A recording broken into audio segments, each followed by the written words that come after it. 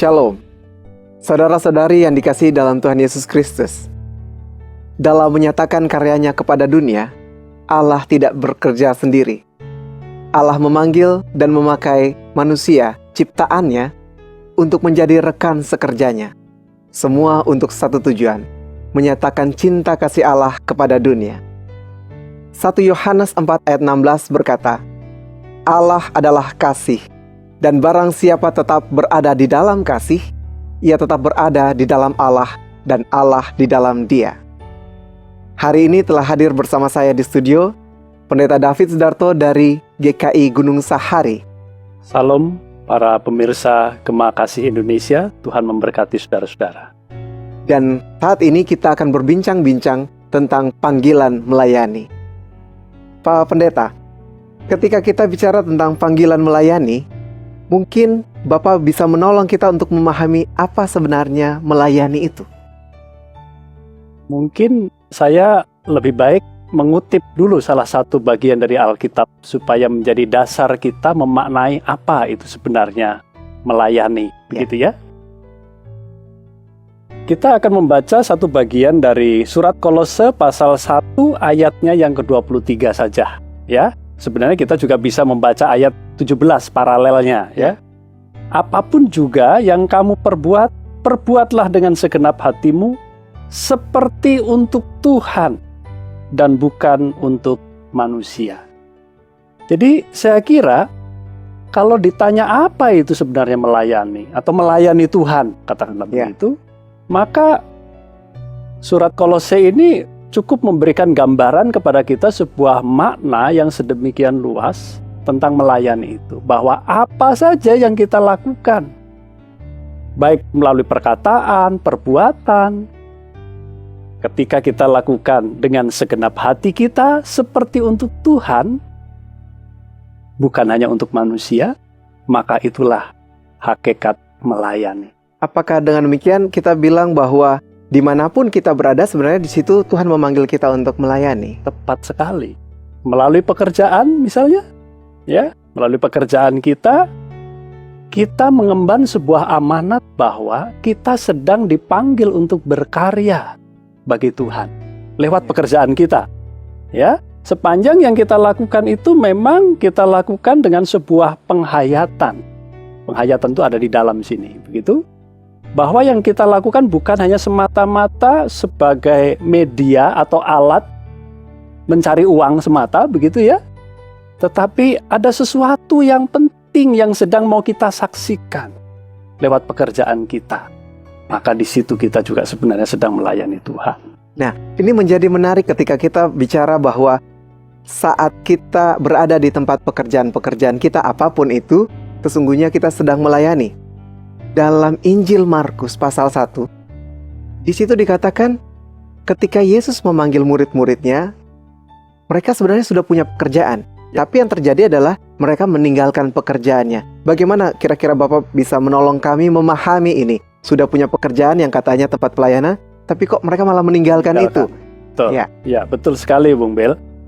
Kalau kita membaca Injil Markus, yang dimana Tuhan Yesus memanggil Simon, Andreas, lalu Yohanes, lalu kemudian Yakobus, ya, saudaranya itu, lalu mereka meninggalkan jalannya, mereka meninggalkan perahunya, mereka meninggalkan orang tuanya, mereka meninggalkan pekerjaannya sebagai penjala ikan pada waktu itu. Lalu Tuhan mengatakan, ikutlah aku, kamu akan kujadikan sebagai penjala manusia.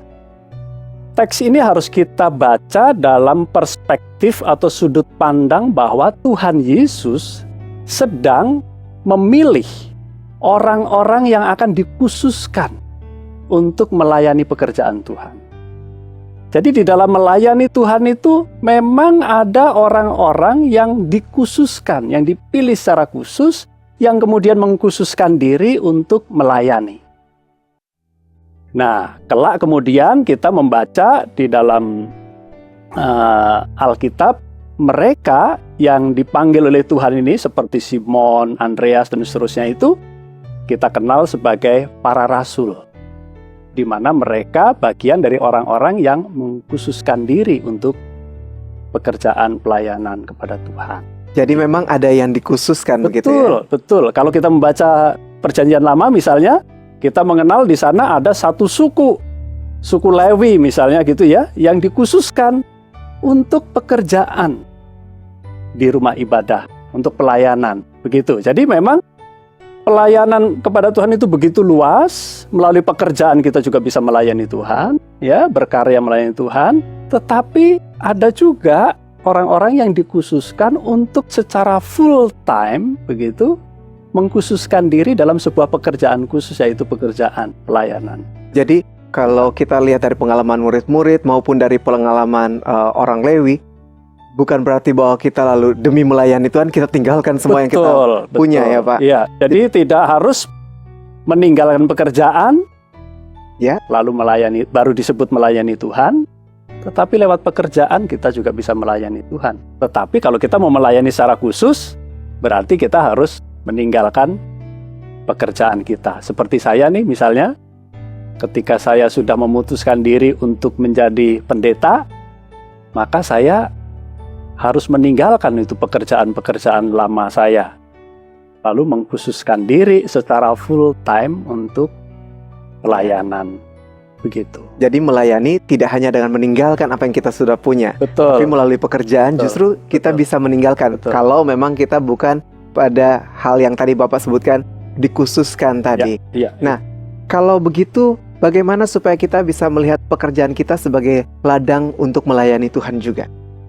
Jadi yang paling menentukan ya Bung Bill dan para pemirsa sekalian, apakah seseorang di dalam bekerja itu sedang melayani Tuhan atau tidak, itu tidak ditentukan oleh jenis pekerjaannya atau apa yang sedang dia kerjakan. Tetapi bagaimana dia bekerja, bagaimana sikap hatinya, bagaimana penghayatan spiritualnya ketika dia bekerja. Jadi yang menentukan bukan jenis-jenis pekerjaannya. Kalau saya jadi pendeta, barulah saya melayani Tuhan, misalnya begitu ya. Bukan, tetapi apapun yang kita lakukan, seperti tadi kata surat Kolose, sepanjang kita lakukan seperti untuk Tuhan, kita lakukan dengan sikap hati bahwa yang kita kerjakan ini kita kerjakan dengan takut akan Tuhan. Kita akan bekerja misalnya sebagai profesional, kita akan bekerja dengan penuh integritas, bertanggung jawab. Bagaimana cara kita bekerja? Kita bukan cuma mengejar uang semata-mata, tetapi ada bagian-bagian yang sedang kita saksikan kepada orang lain. Sehingga apa yang kita lakukan itu menjadi berkah bagi banyak orang. Mempermuliakan Tuhan, bukan mempermalukan Tuhan, itu adalah melayani Tuhan. Jadi ini bergantung pada motivasi setiap orang, sikap hati setiap orang terhadap pekerjaan yang sedang dia lakukan. Betul. Nah, kalau kita bicara tentang motivasi setiap orang, kadang-kadang ada orang yang ingin mendapatkan pekerjaan, tapi setelah mendapatkan pekerjaan, dia tetap tidak puas. Apakah ini juga karena dia tidak punya sikap hati seperti yang Bapak katakan tadi? Sebenarnya itu tidak bisa ditarik begitu juga ya, Bung Bill ya.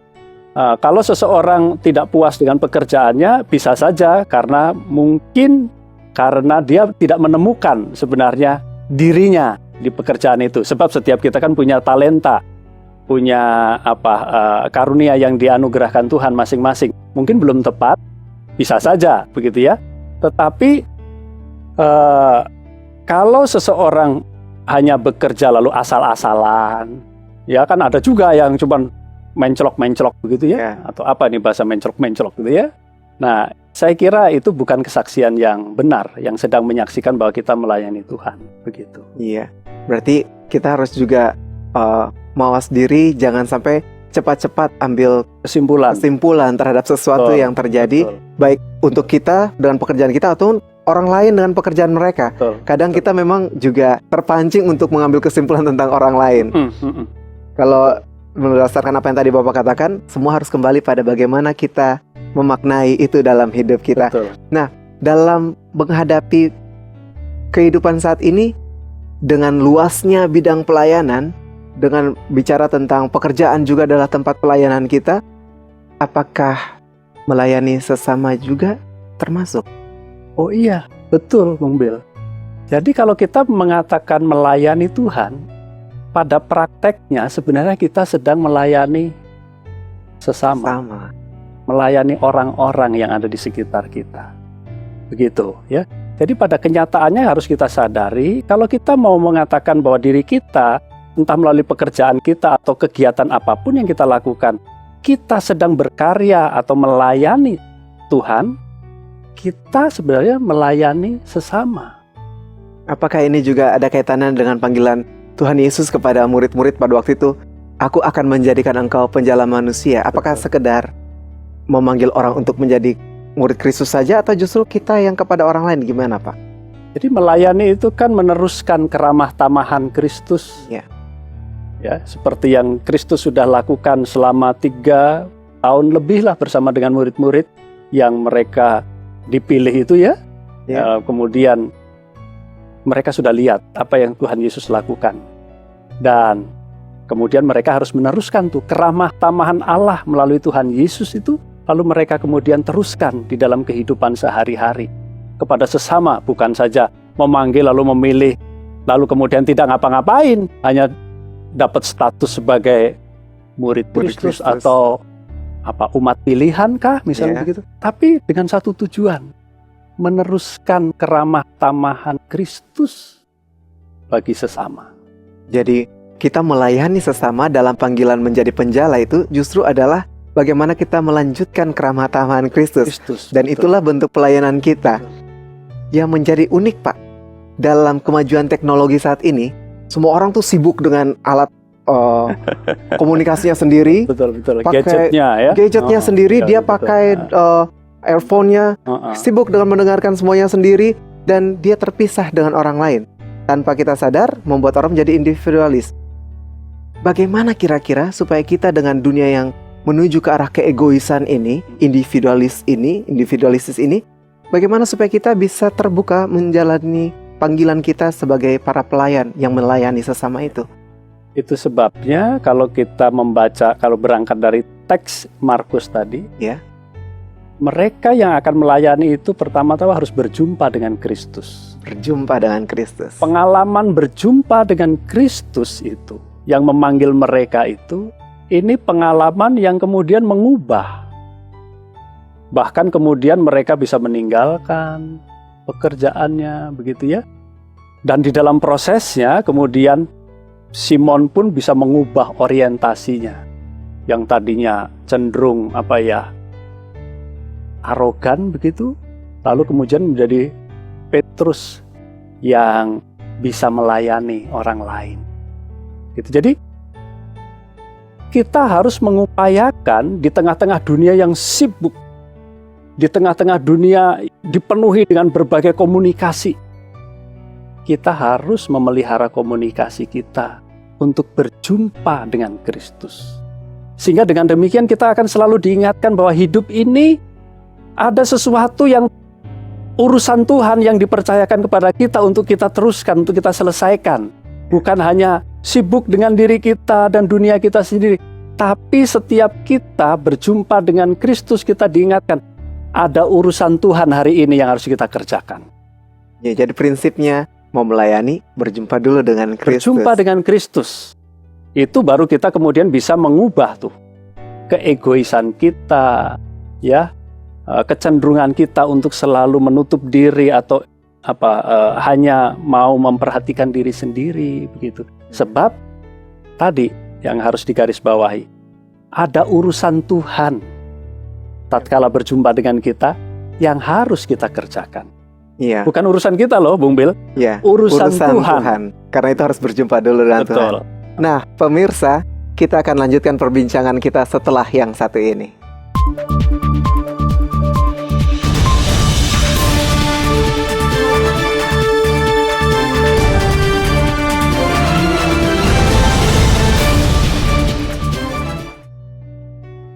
Pemirsa, kita lanjutkan perbincangan kita dengan Pendeta David. Pak Pendeta, dari tadi kita bicara tentang bagaimana kita bisa melayani Tuhan melalui sesama. Nah, sebenarnya siapa itu sesama? Melihat kondisi kita sekarang banyak sekali hidup dalam kotak-kotak. Entah itu agama, ras, dan sebagainya. Kira-kira Apa yang bisa Bapak jelaskan untuk ini? Jadi, siapa sesama bagi kita? Sesama bagi kita adalah siapa saja tatkala kita hadir dan orang lain di mana kita hadir itu merasakan bahwa kita telah menjadi sesama bagi orang lain itu. Nah, ini penting menjadi sesama ini, sebab pertanyaannya menurut saya yang paling menarik bukan siapa sesama kita, siapa yang menjadi sesama bagi kita.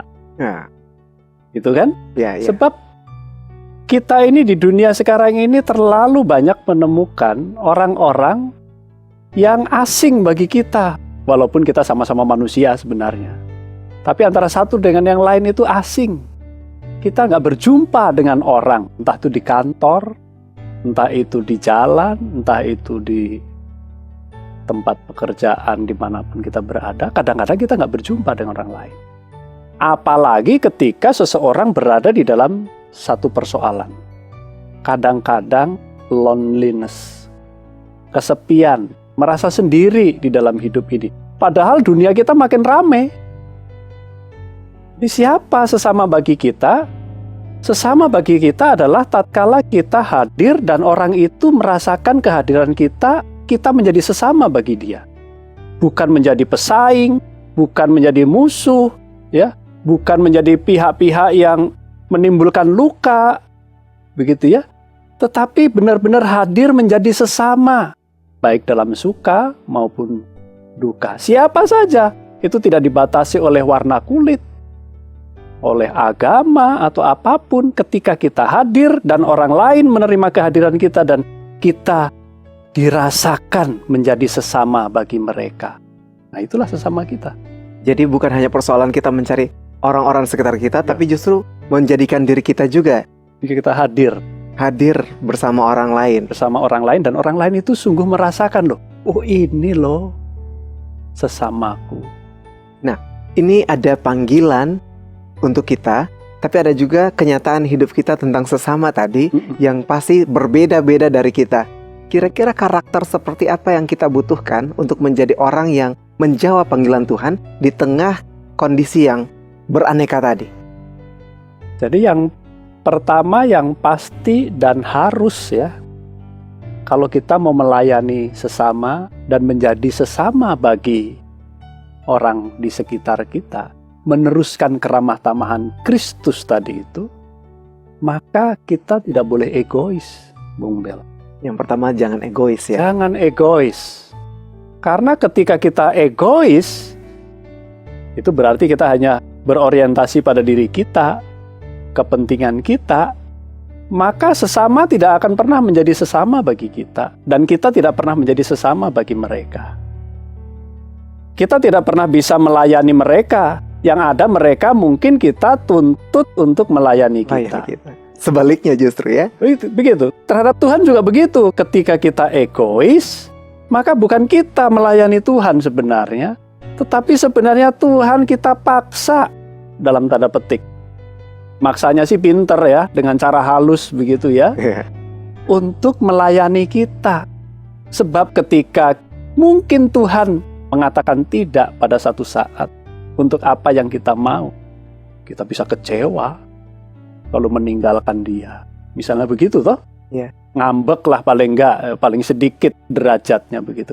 Jadi yang pertama, kalau kita mau melayani sesama, mau meneruskan keramah tamahan Kristus bagi orang lain, sehingga kehadiran kita adalah kehadiran yang dirasakan sebagai sesama bagi saudara-saudara kita, maka jangan egois. Pertama-tama jangan egois. Bersukacitalah untuk berbagi. Bersukacita. Untuk berbagi. Iya. Ya.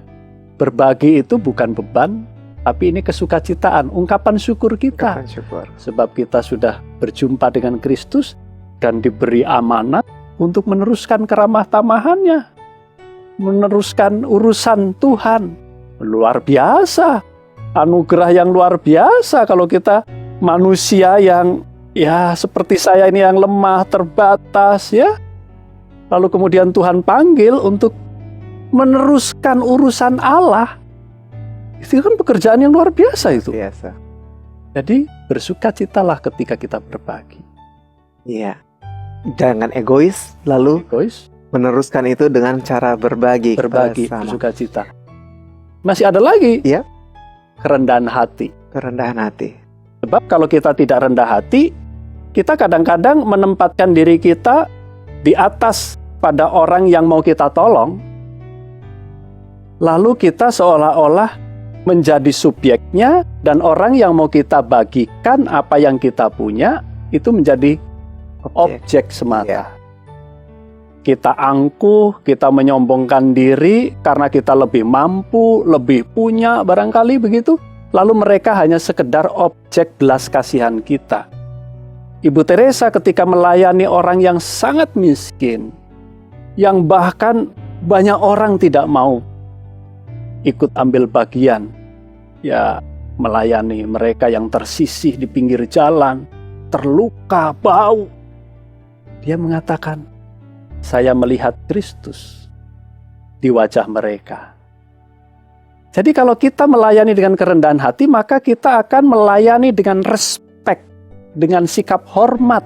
Sebab yang kita layani, sekalipun ini manusia yang lemah, begitu ya, sebenarnya kita sedang mengerjakan urusan Kristus.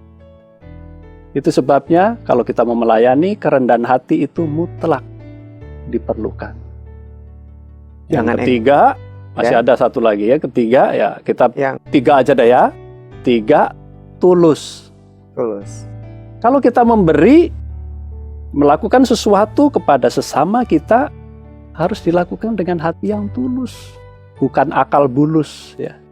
Akal bulus kan berarti ada sesuatu, ada udang di balik piring atau ada udang di balik batu begitu ya. Sehingga kalau kita memberi sesuatu, kita catat. Satu saat kita tanyain lagi begitu ya, kita ungkapin lagi, diungkit-ungkit begitu ya. Tapi ini adalah sesuatu yang kita kerjakan, apapun yang kita lakukan seperti untuk Tuhan. Ini sebagai ungkapan syukur kita kepada Tuhan. Harus diberikan dengan ikhlas, dengan tulus, tanpa ada embel-embel apapun. Dengan begitu, 3 hal itu saja tuh akan membuat kita menjadi sesama yang baik bagi orang-orang yang ada di sekitar kita. Jadi karakter yang kita butuhkan jangan menjadi orang yang egois.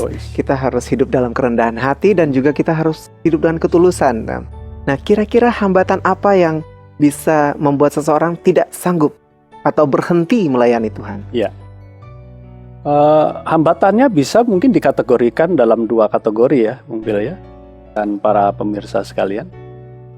Bisa hambatan itu dari internal kita sendiri, dari dalam diri kita sendiri, ya. Keegoisan itu kan adanya di dalam diri kita sendiri. Terus tadi yang sempat kita sebut-sebut, ya, dunia yang sudah begitu sibuk, yang cenderung membuat kita hanya untuk memusatkan pada diri kita sendiri, memperhatikan diri kita sendiri, lalu kemudian abai terhadap orang lain. Itu juga hambatan.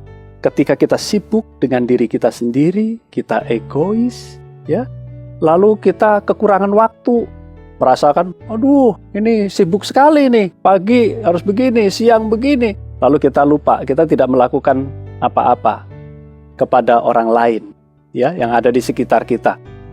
Kalau ada kecelakaan di jalan, memang banyak sih orang yang berhenti, tetapi ngapain? Nonton. Itu contoh yang paling konkret, ya kan? Jadi karena ya di tengah-tengah waktu yang begitu padat, lalu kemudian kita melihat, wah ini makan waktu nih nanti nih, begitu ya? Kesibukan yang begitu padat, ini membuat kita seolah-olah merasa tidak punya kesempatan untuk melayani Tuhan. Lalu juga perasaan dunia kita ini semakin begitu banyak tuntutannya, kebutuhan makin membumbung tinggi, dolar makin naik terus misalnya begitu ya, sehingga kita seolah-olah sibuk hanya untuk memenuhi kebutuhan kita, lalu kita lupa ada kebutuhan orang lain. di mana Tuhan menitipkan urusannya untuk kita teruskan kepada orang lain. Sebab kita merasa, saya sendiri aja belum cukup, bagaimana kita bisa Orang lain. mikir orang lain, misalnya begitu. Itu hambatan-hambatan yang mungkin hari-hari belakangan ini menjadi hambatan yang sangat real dialami oleh siapapun. Ya. Tetapi saya mau mengatakan bahwa justru karena waktu itu sempit, kita harus melayani Tuhan. Dalam waktu yang sempit Dalam itu waktu ya. yang sempit itu. Lalu kalau kita mau melayani Tuhan, jangan juga, atau melayani sesama, dalam bentuk melayani sesama, jangan juga menunggu kita merasa kita sudah berkelebihan. Manusia itu kapan merasa lebihnya? Jadi kalau kita nunggu kita berkelebihan atau merasa lebih, jangan-jangan kita tidak akan pernah melayani. Nah, hambatan yang dari luar diri kita juga ada, yang eksternal itu. Kita hidup di dalam dunia yang spiritnya itu adalah spirit pesaing. Kita kan dipacu untuk bersaing, bukan untuk berbagi. Kalau kita punya ilmu aja, kita nggak mau disaingin barangkali sama orang lain, sehingga kita pelit berbagi ilmu. Karena takut jangan-jangan nanti kalau dia dapat ilmu kita, dia nanti lebih bagus dari kita. Begitu toh? Iya. Ya, jadi kita tinggal dalam dunia yang spiritnya itu adalah spirit persaingan. Itu adalah tantangan tersendiri. Sementara kalau kita melayani, kita itu harus berbagi. Meneruskan keramah tamahan Kristus kepada orang lain. Merelakan apa yang ada di dalam diri kita untuk mereka. Dan itu berhadapan dengan jangan sampai orang mengambil apa yang kita punya. Betul. Kalau Ya. bisa kita tumpuk sebanyak-banyaknya sehingga orang lain tidak akan ada yang menyaingi kita. Itu spirit yang ada di dalam dunia kita. Ya. Itu menjadi hambatan buat kita. Sehingga kalau kita mau berbagi, mau melayani orang lain, jangan-jangan kita dianggap orang yang aneh. Iya. Nah, ketika kita bicara tentang begitu banyak hambatan, tapi kita juga dituntut punya karakter-karakter yang baik. Ini kan hal yang cukup berat ya, ketika kita harus berjumpa dengan kenyataan di sekitar kita yang begitu menantang, begitu berat, bahkan mungkin membuat kita lebih baik kita mundur. Membuat orang lalu bertanya, apakah melayani itu ada sukacitanya? Masih ada satu lagi tadi Bung, misalnya Oh, iya. hambatan yang dari luar. Hambatan. Belum lagi kalau kita membantu orang, kita belum tentu mendapatkan respon yang Respon positif. yang positif. Jangankan ucapan terima kasih, ya kadang-kadang malah ngedumel. Iya. Ngedumel itu ngomel, Iya. menggerutu di belakang kita atau di depan kita terang-terangan juga. Jadi betul seperti Bung Bill tadi katakan. Lah kalau begitu banyak tantangannya, hambatannya, Ada sukacita. apakah ada sukacita melayani Tuhan? Inilah rahasianya. Bahwa sebenarnya melayani itu pasti, absolutely, mutlak. Bagi siapapun yang melakukannya akan dapat sukacita. Akan dapat sukacita. Itu jaminan yang Itu pasti. jaminan. Ya. Sebab ketika kita melayani, maka kita akan menemukan bahwa diri kita dan hidup kita ini menjadi bermakna. Ya. Dan katanya, menurut para penelitian, khususnya yang dilakukan oleh seorang yang sangat ahli namanya Viktor Frankl, Ya.